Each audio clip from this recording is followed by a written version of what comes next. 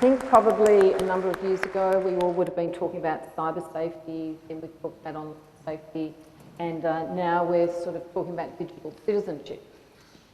But I think it's actually what we should be thinking about and what we should be doing in our schools is how do we help the young people in our schools and the wider community shape citizenship and safety in digital spaces. So what do we know? How do we know it?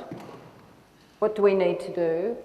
How will we do it? So that's really the theme of what I'm going to be talking about. So I've got lots of things to share with you in terms of the research and some of the very new and very effective resources that we can use in schools, not just for the primaries but also moving to secondary, who told me last week when I was working with a group of Year 12s who were helping me facilitate a professional learning day for their teachers.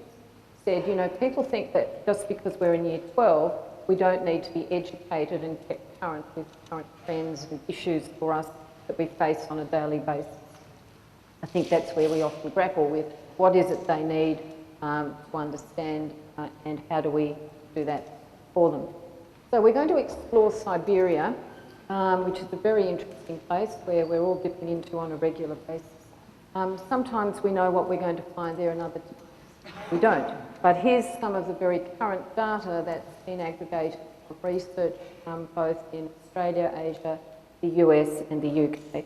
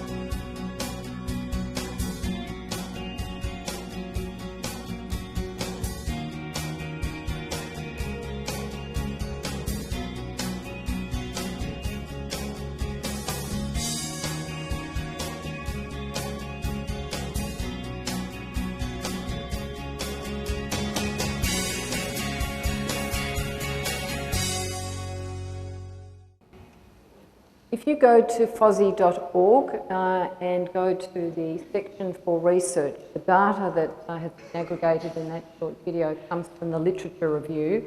It's probably one of the most current ones that is a global review of all online safety research. I've used that short film with students and we've unpacked the data. And I've learnt so much about their lives in Siberia than any other sort of strategy I could use. They love the data, you can't argue with it, and unpacking it is quite a revelation for the adults that work with it, as well as I think the young people themselves. We do have challenges. That's not to say that the risk mitigation isn't important, but I would prefer to frame a lot of what we're dealing with both in the community and in our schools, especially with young people, are challenges. And there's just a little bit of a list up there of some of them. Certainly, e-security is an area that we don't touch on in schools, and yet it's probably the one area of online risks that we all face. But we're not necessarily going into that territory, but I'm going to share with you a resource that will help you do that. Certainly, internet gambling, it's internet addiction. I've just been in Shanghai, where at the American school there, where the parents, their number one problem, if you like, was my child's addicted to the internet. We've got to be very careful how we use the word addicted. You know, what is a social norm? When does it become a problem? And when does the problem become an addiction? So they're the sorts of things that parents, I get a sense that it's more of a problem. I heard it more up there than I do back at home. But I think every parent would be sort of saying, you know, my child's on Facebook all the time. When in fact that's probably not quite right, but it might feel like it. So we have to be very careful again about the language we use. And even sort of internet addiction, cyberbullying, digital citizenship. Remember, they're not words that these young people are using in their vocabulary. They're words that we've used to help us understand the challenges that they and we face with them. The real opportunities are expressed, I think, in answer to the question that I posed to students. This is a bit of a list from last week, which is, what does technology mean to you? And I asked the question from grades 5 to 12, and I got some pretty common themes running through it. Technology is my life. A 10-year-old girl said to me, technology is my brain. My computer is like my brain. And she saw that as being a really positive, you know, sort of thing. Technology is an extension of who I am. It extends my creativity and my curiosity. It's all about learning. And as we talk about learning and technology, many schools that I'm working with are rolling out iPads. Many schools are now one-to-one. And it is hopefully transforming learning. I'd also like to think that it's transforming teaching. But let's not forget that as we focus and perhaps put all our energies into the technology, let's not forget the conversations we need to have with these young people about how do we use them responsibly, respectfully, and ethically. We've got to find the balance. Certainly in some schools that I've been working with, the balance and focus has been very much about the hardware, the software, and the policies. And we sometimes forget that the conversations we should be having with our community generally need to be about those big value-based questions about, you know, truth and what we can do respectfully using these devices. So I think we do have to find the balance. Sometimes I feel it's a little bit weighted one way. The real conversations I think we need to be having back in our schools is when we are focusing, if we are at all, around these concepts. Are we focusing on just cyber safety? Because if we are, the kids are over it. They glaze over, oh, another lecture about cyberbullying. And we're trying to do the right thing by them, but they're a little bit over it. We're now in the adult world talking a lot more about digital citizenship, which is a lot more open and sort of, I think, transparent about the sorts of really big questions we need to be talking about. But shouldn't we really just be talking about citizenship? You know, if we talk about the values of what it means to be a good citizen, citizenship is a verb. So what does that actually look like and feel like? And kids are very good at telling us what that looks and feels like in the real world, but why doesn't it necessarily transfer across? And there are reasons why, the main reason being that there isn't an adult presence in their lives moderating the behaviour. And for some, there isn't any accountability if they do the wrong thing. To teach our children this new citizenship, we need to fold the digital tools into the general flow of school. It's a nice way of talking about it. And we need to not only help them learn how to use these tools in very smart, productive sort of ways, but also help them to understand the larger context of building community. Social networking is about building communities, behaving responsibly, and imagining a healthy and productive future both locally and globally. The real questions and issues that young people face are about whether what they're doing and the actions that they take and the decisions they make are having a positive impact on their lives and the lives of the people they care around about them. So the real questions for them is this right or wrong? And this is where we can help them. And the focus here in the conversation has really got nothing to do with the technology. The device doesn't really matter. A metaphor that really works and is really helpful in cultivating and creating conversations around these ethical choices is crossing the line. What is the line? Who put it there? What sort of behaviours might you see on either side? What happens when you cross that line? And why would you do that? How hard is it to stay on that line? And we've got a wonderful short film made by students for students. It won a competition. Any of you follow me on Twitter, I put out there, and I'll sort of do it again, an invitation for students to submit multimedia around really big, important issues around citizenship in digital spaces. It's Trend Micro. Here's this short video. This is a line, and this line is mine. You will kindly find my feet and my spine are perfectly aligned. You'll also find that on either side is a plus and a minus sign. Right now I'm on this line, minus this, now I'm online. This is a line, and this line is mine. You will kindly find my feet and spine are on the plus side. Now I'd like to assign and also define what one might find on this side of the line. I will not pretend that there are no consequences of saying something offensive online, no matter what my ignorant friend says. Because words are all I have, and yeah, I know it's sad. We hide behind the mask of the latest social networking fad. So there's respect in my status, whether through Mark Zuckerberg or Tom, and I'll treat you the same in person, and yeah, I'll accept your friend request, Mom.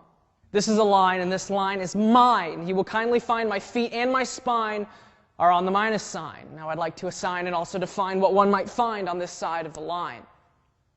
Now I might seem unassuming, but if you only knew what I was doing, brewing, spewing, spitting venom when I'm at that screen, I ruin.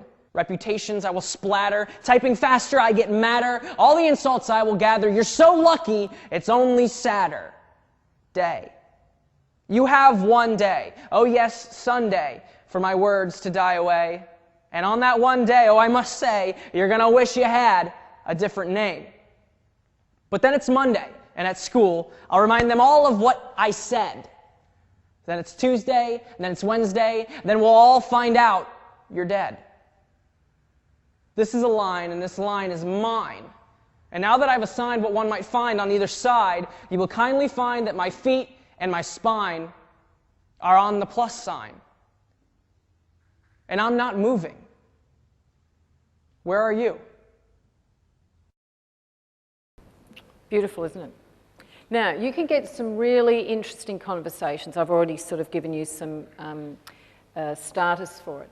But the sorts of things that I talk about with young people, and teachers are starting to use this, really effective little video, is why did he choose to stay on the plus side?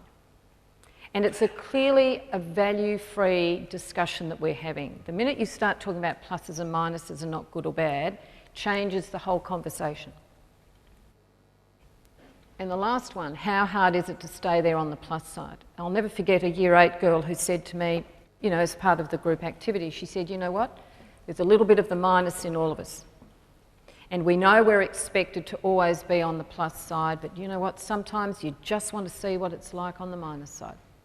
Or sometimes your friends will drag you across, but then you have to work your way back.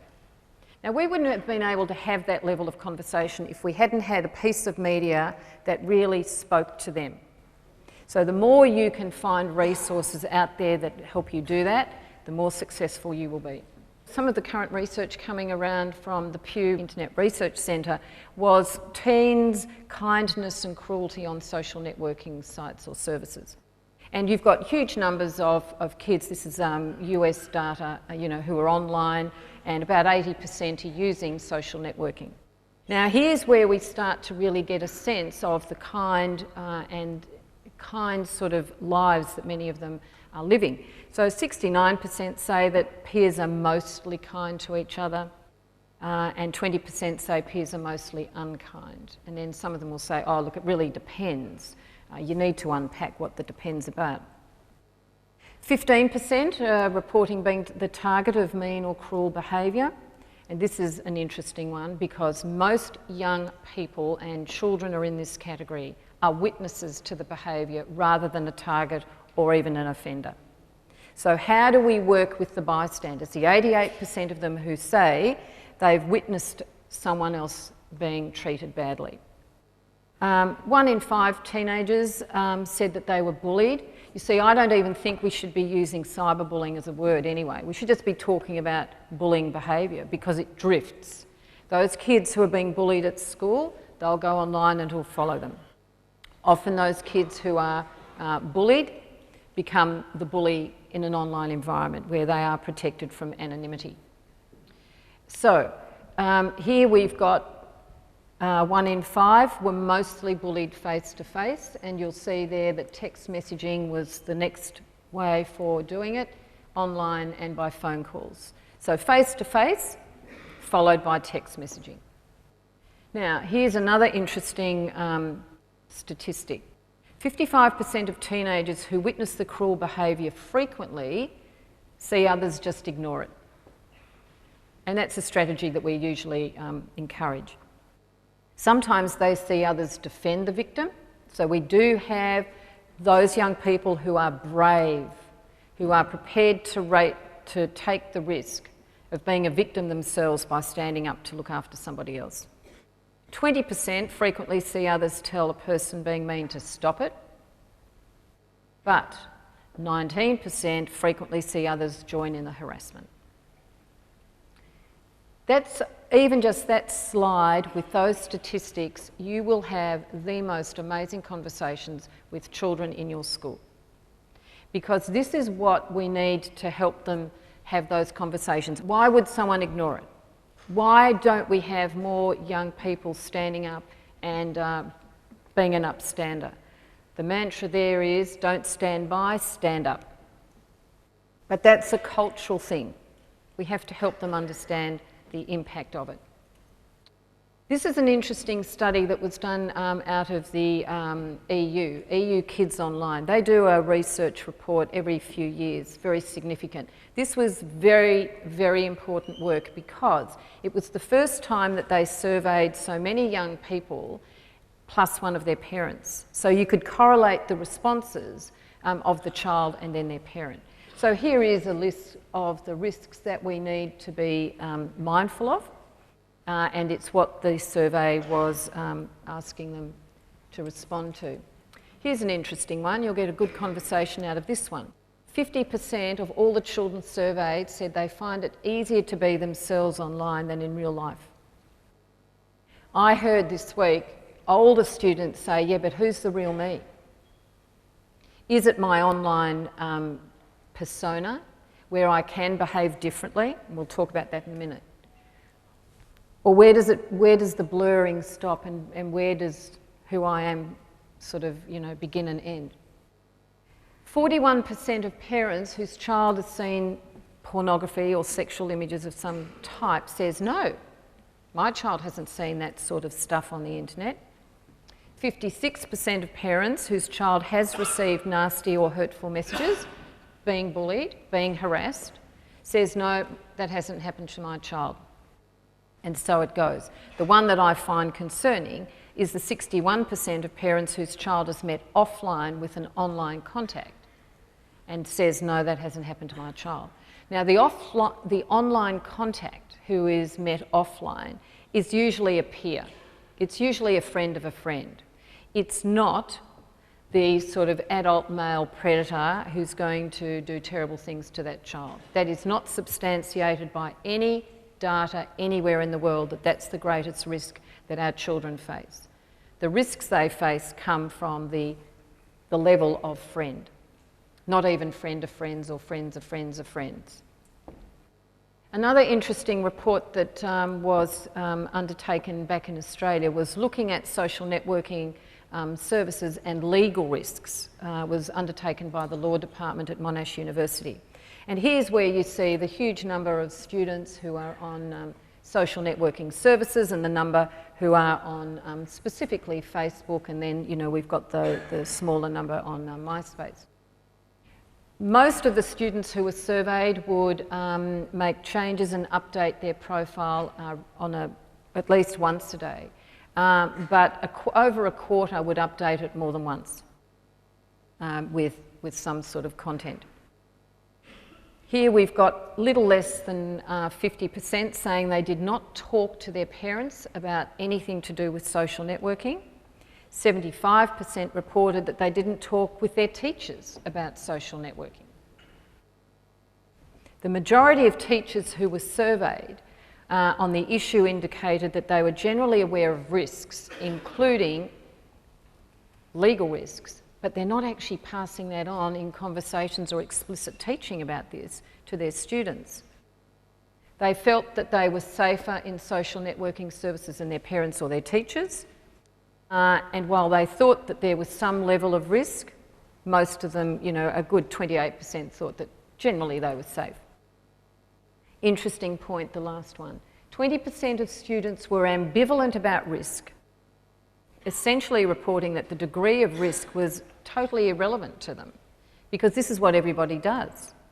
So it becomes a social norm, and they don't necessarily see, and we understand why they don't see, that the consequences of their behaviours that will have on them. So basically, the key recommendations, you can read this when you get the PDF, but basically we've got a problem with the disparity in understanding about risk factors. And we all need explicit education about that, and we all need different pieces of education in that point. But the real issue here is duty of care. Where does duty of care begin and end for schools when their students are using devices that have been rolled out to provide them with an amazing tool for education, but we have the social impact of those and the dramas that often get played out on those devices, not even at school, but it becomes our business. That's what we're all grappling with, I think, that whole issue of duty of care. The Norton Online family, I'll just quickly whiz through these. Again, I urge you to keep current and to keep an eye on what the data's telling us. This is from Norton, the internet security company. 24 countries were surveyed, huge numbers of respondents to it, and some interesting findings. A third of children are shopping online. 24% of them are shopping without their parents' permission, and there's also a percentage of them who shop online without their parents' permission to use their credit card. Then we've got, and this is an interesting one, 87% of parents whose child has had a negative experience online has also been a victim of cybercrime. So vulnerable parent, vulnerable child. The issue of cyberbaiting is an interesting one that has only really come to the surface of consciousness of some of us really through this report. So here we've got 34% of teachers are actually friending their current students on Facebook. But 67% of them said that it actually exposes them to more risks. And the phenomena of cyberbaiting, where 21% of teachers said that they've either experienced it or know someone who has, is when the kids wind the teacher up, bit of a planned strategy here, wind the teacher up, someone's ready to go with the mobile device to capture it, either still or video, and then it's uploaded. And then a link's shared. Public humiliation, absolutely. So it's just, we need to be aware of these sorts of risks and have the conversations about it with kids. I would be sharing that statistic with kids and get them to talk about it. You can see the correlation here between, what the parents think their children are doing and also what the kids say they do. And the biggest discrepancy was, 17% of parents said they think their children shop online, when in fact it was 33%. So you can see we've got a disconnect in terms of the awareness of what the children are doing and what the parents think or know that they're doing. Here we've got nearly half of the kids think that schools should be doing more about online safety. We've got 70% of parents who think we should be doing more. I have a problem with that. If we do more, what are they doing? This is not just the school's business, this is everybody's business. We all have to be a part of the education process, we all have to buy into it, and we have to take responsibility for it. So we've got to be very careful about these 70% of the expectation. It's unrealistic. And I certainly say that to parents when I get the opportunity. And then you've got 80% of teachers who think we should be doing more. Well, that's fine, but do we make a commitment to professional learning so that they can do it confidently? And also evidence-based, rather than being fed by the media. All the misconceptions and the mythology that comes through the media is something that we do need to expose our children to and have those conversations about it, because it's not reflecting the reality of most of them. When we were evaluating the schools that are working with the Generation Safe tools, we found the 5 highest rated aspects in their self-review were around pretty much infrastructure and policies. Not doing terribly well with education. And none of them are really focusing on one of the very key aspects that we've put in there, which is student contribution. We should be working in partnership not just with the families, the parents, but where are the students in all of this? This is their world. Some great models of student engagement and student voice are happening within the schools, because part of it is it's explicit that you do something about it. And of course it's transforming the way the community comes together. It's actually also changing the culture. The lowest rated aspects were staff training. Not a surprise necessarily. Reporting policy. How do we deal with cyber incidents? Do we do it in a way that's transparent and consistent?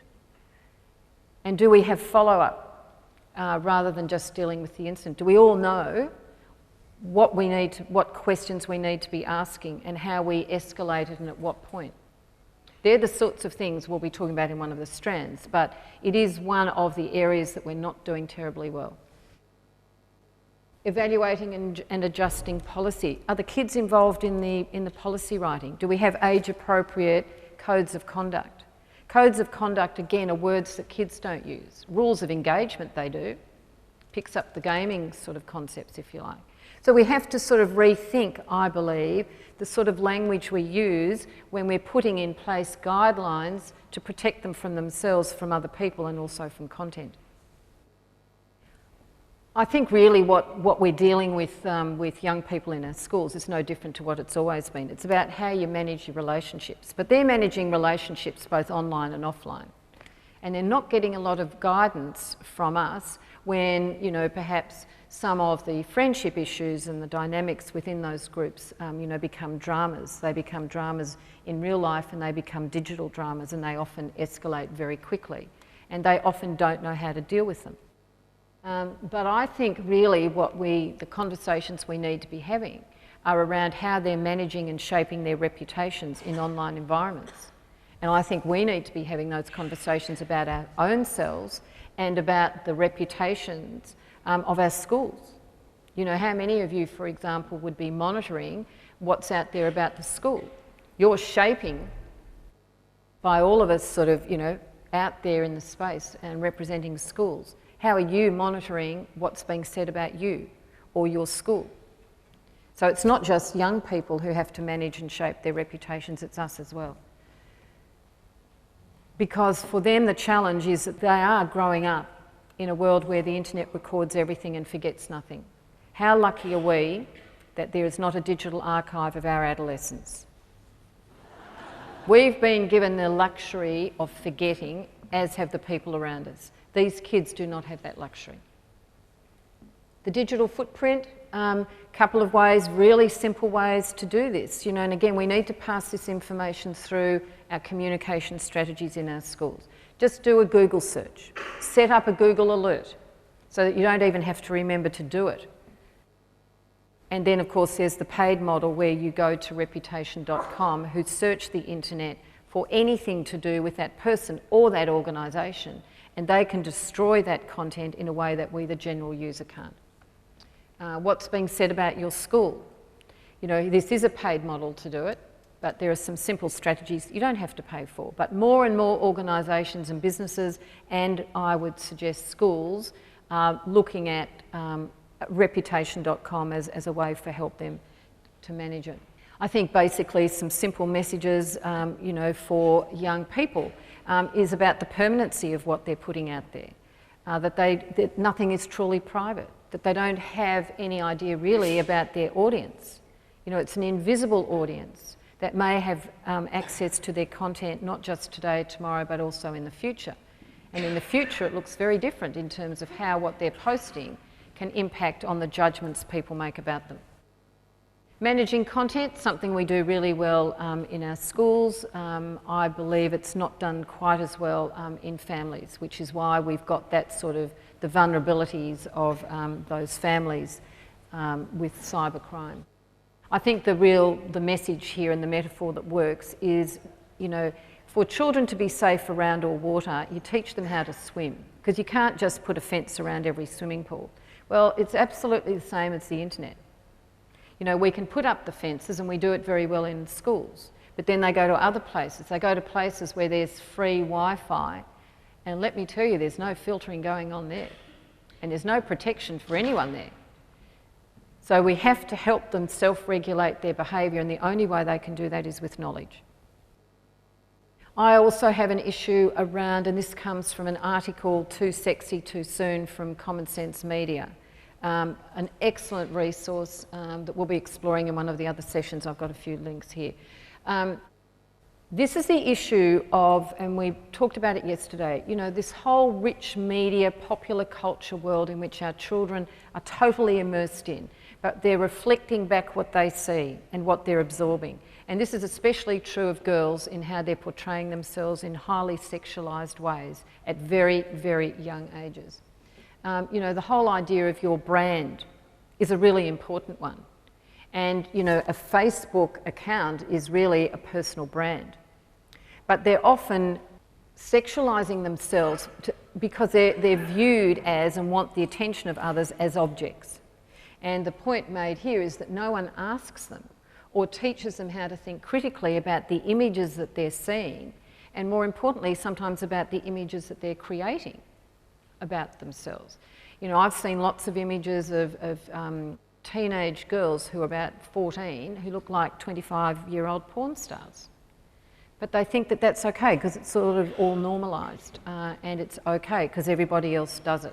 It's why I think we've had a problem with sexting, and we would understand sexting as being the highly sexualised images, nude or semi-nude images that are often created by young people under the age of 18 and, you know, often just in thinking that it was private, that it gets distributed widely.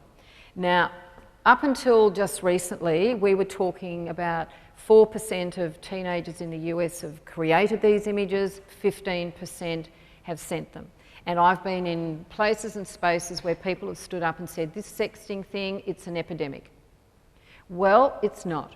And the latest research has found that, in fact, this one here is the statistic, 1% have created those sexualised images, and only 6% have reported receiving them. Often they're not even looking for them. And they also found in this study that very few youth are distributing them.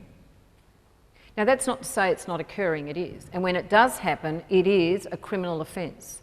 These kids are not criminals, but they are producing child pornography as legislation stands around the world. And legislation is starting to be changed so that these young people are not necessarily caught up in that web of convictions and becoming sex offenders, etc. The moral compass, those of you who've heard me speak, I always travel with this. This is a work in progress.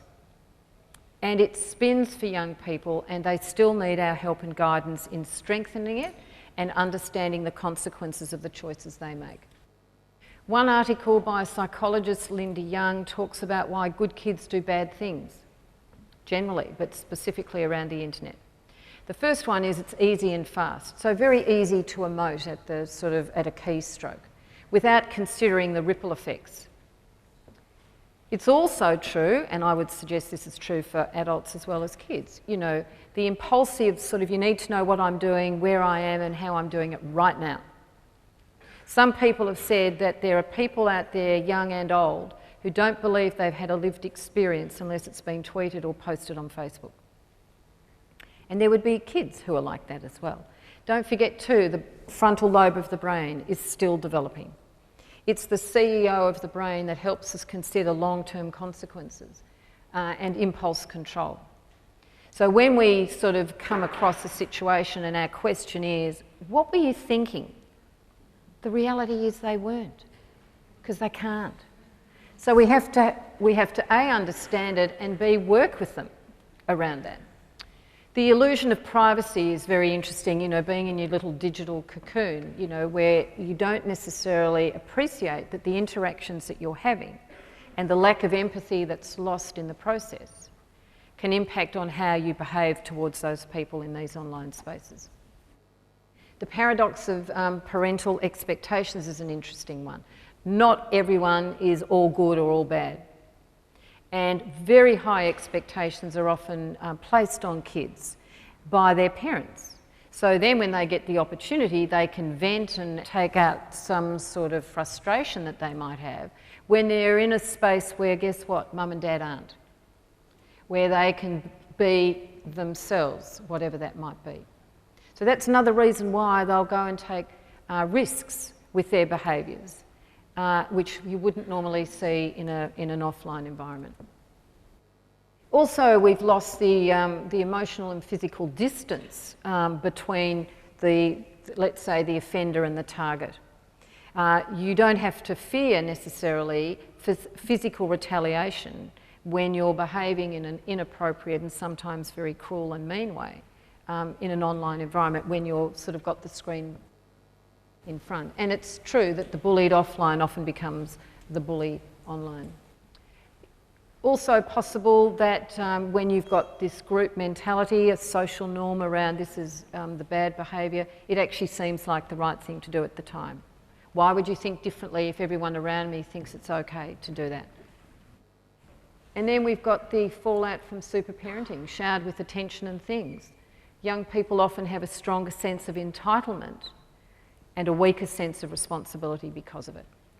And then finally, the 15 minutes of fame. You know, if you look at the culture that many of them are so totally immersed in, it's the infamy and derogatory, negative things that get all the airplay and not the acts of kindness. You may also dip into my Delicious account. Most of the resources that I share and the reports that I refer to, you can access at Delicious, delicious.com/cybersaferkids. Lots of goodies there, and I keep adding things. It's probably the easiest way I find to disseminate what I find and what I think you need to know. iKeepCurrent.org is an initiative of iKeepSafe, who I work with, and this is a fantastic initiative in that they take current news, and then Linda Creddle, who is the key author for these resources, develops briefing papers around the news. She also then creates lesson plans, and she has PowerPoints to help you as well. So lots of really exciting and helpful resources there for you to keep current. commonsensemedia.org is outstanding.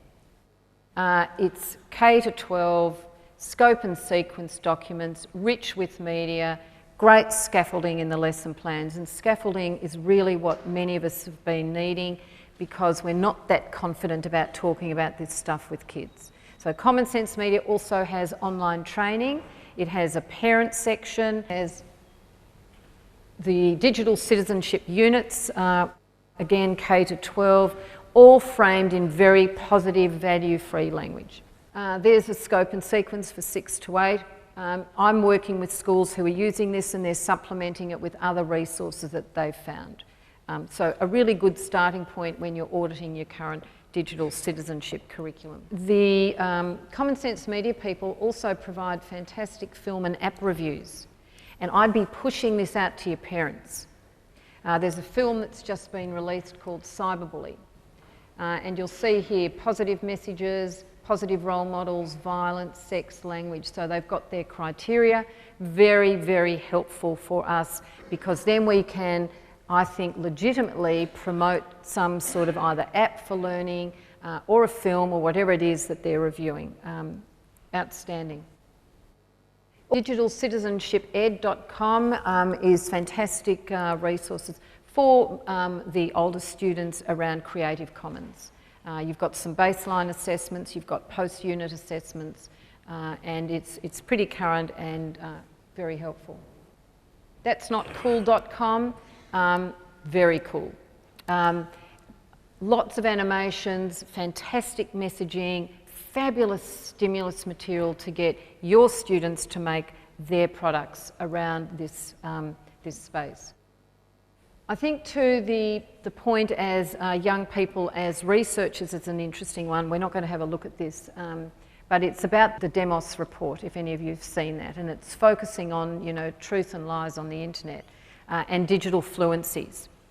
And so as a result of that, one of the most current and helpful resources is Our Space Being a Responsible Citizen of the Digital World, created by the Good Play Project people and Henry Jenkins and the New Media Literacies. Dip into that specifically for middle to upper secondary, but has been used down in 7s and 8s. And you'd be able to dip into it and use it for other year levels as well. They talk a lot in this curriculum material around ethical thinking skills. That's a nice shift. Moving it into perspective taking, striving to understand the motives and goals of multiple stakeholders in online communities. Roles and responsibility when you present yourself in online community, sharing information about yourself and others, taking action, potential benefits and harms. All of those ethical thinking skills are embedded into this resource. 5 units. Core themes, and what I love about it is it's scenarios and dilemmas, and that's really helpful. And then what you can do with your students is create your own scenarios and dilemmas. Then it really does have a personal connection to that child. Participation, identity, privacy, authorship and ownership and credibility are all embedded into those units.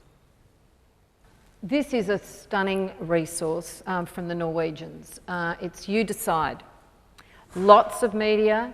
They call their teacher resources brochures. But what's really wonderful about them is that the sorts of things that we need to be talking about are again totally value-free. So you're entitled to be left in peace. Here's some information there. Where do the boundaries lie for what your parents should have the right to know about you? All of this sort of thing. And then what I would be doing and what I've done using this resource is I've asked the kids to go home and have the same conversation with their parents, then come back and report back and have a wider discussion. We've got to try and get those multiple perspectives. I think I'll finish on this short video. This is one of the videos within Du Bestemmer, which is about understanding privacy. Hei! Velkommen, får vel jeg si til dere. Takk. Jeg må jo innrømme at jeg har faktisk brukt internett for å bli bedre kjent med elevene mine. Og for å si det sånn, så tror jeg at jeg kjenner elevene mine nå mer enn de selv aner, for å si det sånn. Jeg tenkte på en liten ting. Håvard, den meldingen som du kom til meg med om at du ikke kunne levere siste ukes oppgave fordi at du var bortreist. Det er mulig at du var litt bortreist her, det forundrer meg ikke, men kanskje ikke helt fysisk. For at jeg fant nemlig noen bilder på nettet fra sist helg. Og de var så artige, så de tror jeg vi skal snakke litt mer om.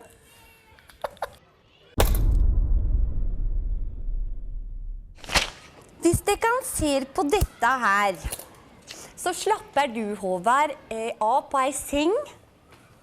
Hvis dere kan se det, som ei jente.